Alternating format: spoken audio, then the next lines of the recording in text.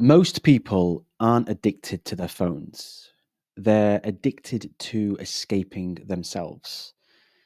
And we live in a dopamine economy, which it's a world of artificial highs, which people are addicted to. We've become leeches, not of value, but of stimulation.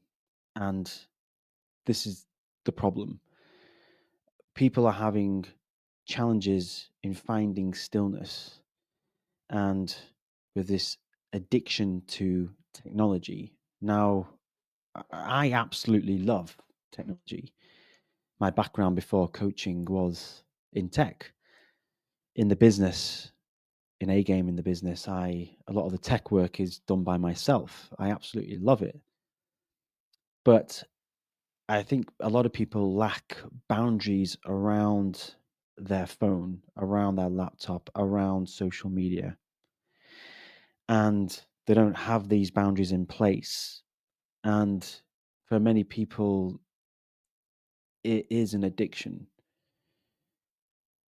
But I think it's not an addiction to picking up the phone and scrolling. It's an addiction to actually escaping themselves and maybe avoidance of just being. Humans have, we're not trained or educated, or especially at school, of how to just be, just sit and be with oneself. Observe without judgment. Observe the thoughts. Observe everything in your reality as it is. Don't try to change, don't try to fix anything, and find these moments of stillness throughout your day. And I think this world of dopamine, the dopamine economy, is making us weaker. It really is.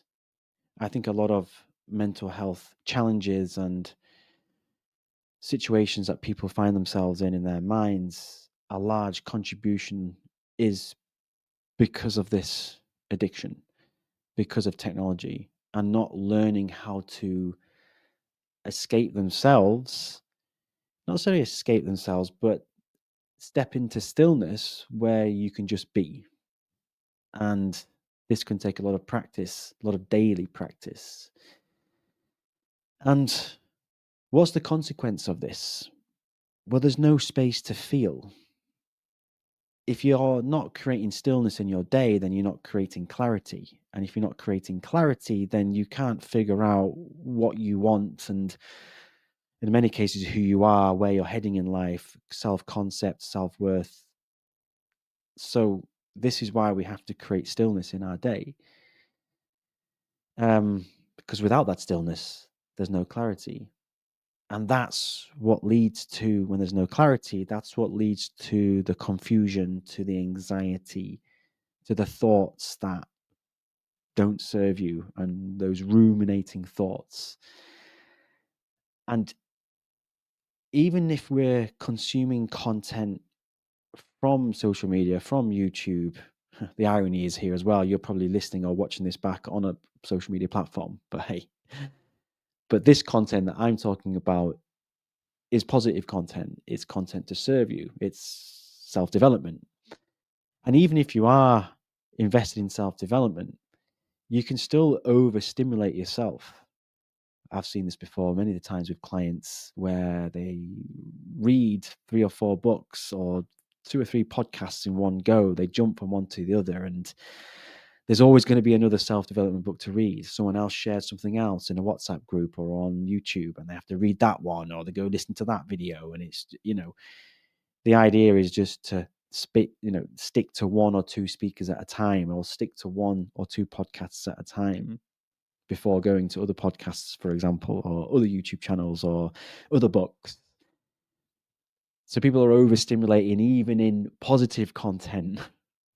And this falls in under mental masturbation. And when that happens, what can happen is people fall into this. Yes, it's all positive content. It's great. This is excellent. It's serving me well. This feels good. But it's still overstimulating to the point where you don't take action. And again, you're not finding that stillness. So when I talk about stillness, I'm not referring to stillness it's not that, you're not just doing anything. Marcus Aurelius talks about this in Meditations. If you seek tranquility, you have to be still. Do nothing, basically. But he doesn't mean do nothing. It means step away from all the things that are not serving you. And when we're overstimulating with content, even if it's in self-development, again, we don't take the action. And we still can't find that stillness and that clarity because we're still caught up in this dopamine economy of more dopamine, more dopamine. And when dopamine goes up, it must come crashing back down. High dopamine just leads to anxiety afterwards when it crashes back down, leads to frustration, tiredness. Instead, it's going for more serotonin activities, things that are going to serve us better, and setting those boundaries in place. Stillness is strength. Stillness is the antidote. It's the most underused performance tool that we have. And a lot of the work that I do with clients, and especially on our retreat, is finding that stillness, finding those moments to just be and accept. Some of my clearest moments and clarity and ideas for the business, or ideas in personal development, or some of my best ideas have all come from that stillness. And that's what's lacking a lot in people's world, in their minds, is finding that stillness, because it leads to the awareness, it leads to emotional processing, creativity, authenticity. It leads to acceptance of oneself and accepting things, because that acceptance will bring you peace if you're having challenges. So the solution here is to reclaim your mind. Sounds a bit strange, but reclaim your mind. It's upgrading your thought process and understanding how your mind's working. And one of the things that you can do here is set clear boundaries with your technology.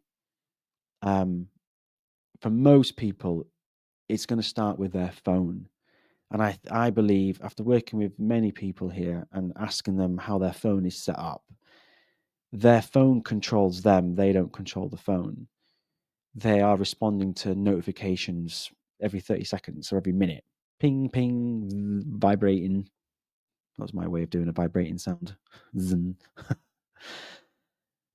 They're just reacting to these notifications all the time. And this is where the boundaries come in. So it's setting clear boundaries around tech, around your phone.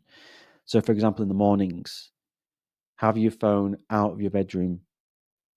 In the mornings, have that time for yourself to regulate your emotions, to do some journaling, to do some meditation, some mindfulness before picking up the phone.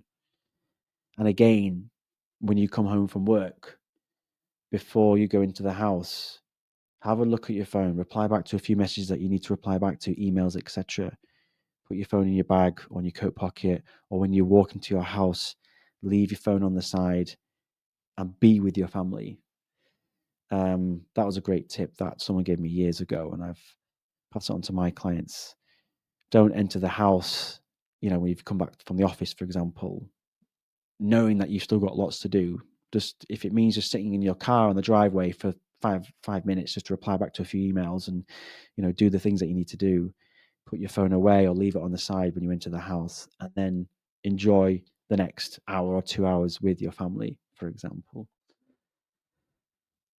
5 minutes of stillness can really, really help. So you don't need to necessarily do all this all singing, all dancing meditation practice. But if you can find, starting with 3 minutes a day, I'm sure you've got 3 minutes in your day. to do some breathing. Focus on the breath, box breathing. Breathe in for 4 seconds, hold for 4 seconds, release for 4 seconds, and repeat that over and over again. This is going to help you to build in this stillness throughout your day and help you to become more aware. Set those boundaries with your phone. You can also use the apps as well. They really help with, especially around social media, etc. Disable the notifications from apps. You get those notifications on apps. I don't know, like train apps and creativity apps just keep popping up. Just disable all those notifications. Most of the apps on your phone, you don't need them anyway. There's probably about 3 apps that you use the most on your phone. The main one probably being WhatsApp. I disable the WhatsApp notifications because if it's urgent, then people will ring me, and I've made it very clear to my family, my friends, and my clients that I don't receive WhatsApp notifications. So if things are urgent, you must telephone call me. Some of the things that can help with this stillness are the journaling. And just, again, it doesn't necessarily have to be this all singing or dancing, writing pages upon pages. I literally spend 3 minutes a day journaling my thoughts, 3 to 5 minutes max. That's it. And with the meditation practice, and then throughout the day, as you go for walks, you can find stillness, on your lunch break, for example. Can you not take your phone with you when you're on your lunch break for 20 minutes and just be and sit outside and take in the beauty? That's where it's at. That's where you're going to get your clarity and escape this dopamine trap, this dopamine economy that we're in. So you're not broken, you're just overstimulated. And a challenge for you this week is to just find one moment in your day, today, whenever you're listening to this, to just be. No tech, no music, no podcasts. I know, ironically, you're listening to this, but in the next moment after this, for example, after you're listening to this, just put the phone down.